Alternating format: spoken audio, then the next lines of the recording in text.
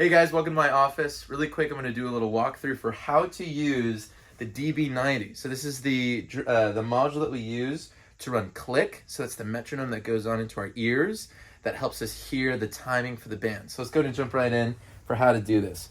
So here you have your DB90. I've got it plugged in here. Right now we're going to do it so that we can hear the sound coming out of the speaker now. So we're going to turn it on. First we're going to hit the power button.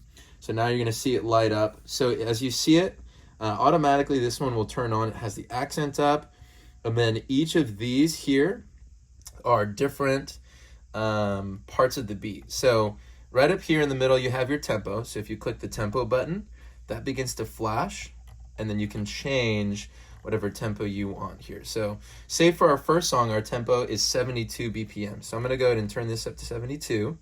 So now that's there. This accent, I do not recommend you use. If you start it, it's kind of like a bright, harsh sounding thing. So you turn that off, that harsh sound is gone now. Great. So voice, I recommend you click voice, and instead of using voice 1, which sounds like that, I recommend voice 2. I really prefer that.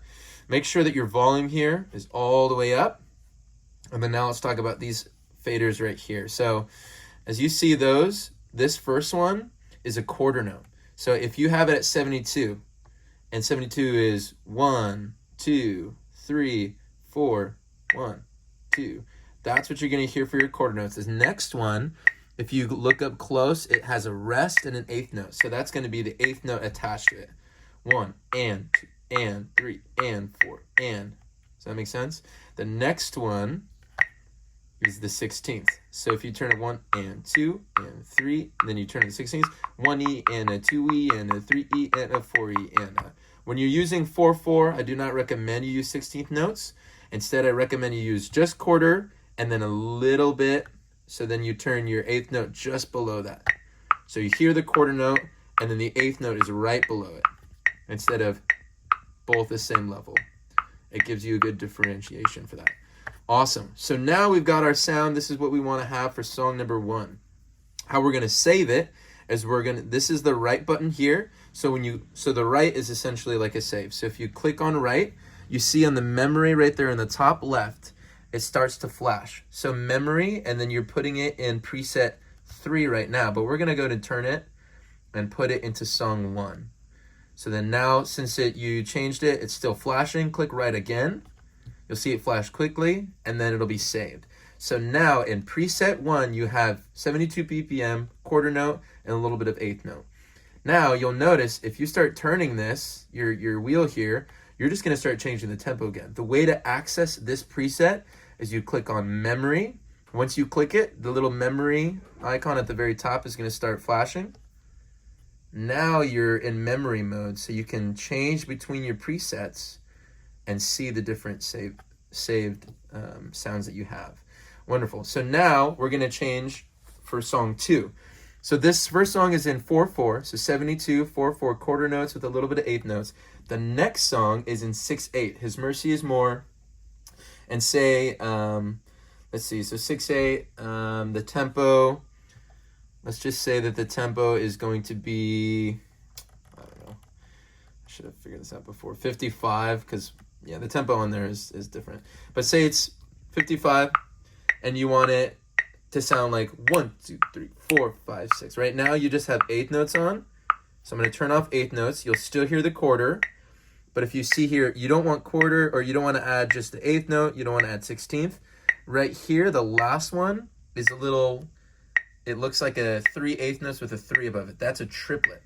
So now with the quarter note, you're going to start hearing 1, 2, 3, 4, 5, 6. 1, 2, 3, 4, 5, 6. What love can remember, no wrongs we have done. And that's what you want to have for a 6/8 song.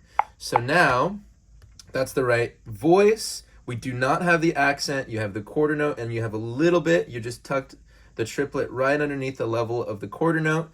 Now we want to save this into song 2. So we're going to click right. It's going to flash. Now we're going to turn it over to song 2. It's in the right bank that we want it to be. You click right again, and now it saves it into song 2. So now if we click memory, and memory is flashing, you can go over, see song 1, 72, you have quarter note, a little bit of eighth note. Now we'll slide over to song 2, quarter note with triplet. So now you can switch between them as quickly as you want to. So now you have song 2. Say you finish song 2, change the song, or sorry, you finish song 1, now you change to song 2, and then you go into that one. And then you can do that and progress, so on and so forth, throughout your set. So now when you're considering playing a song in 3/4 time signature, it's no longer 1, 2, 3, 4, 5, 6, but you want it to be 3/4. What you're going to do is for His Mercy is More, which is actually in 3/4, you're going to put in the time, the tempo, which is 115, and instead of putting in the quarter note, 2, 3, 1, 2, 3, you're going to take out eighth note and just leave the quarter. But the way that's going to you're supposed to hear that is 1, 2, 3, 1, 2, 3, 1, 2, 3.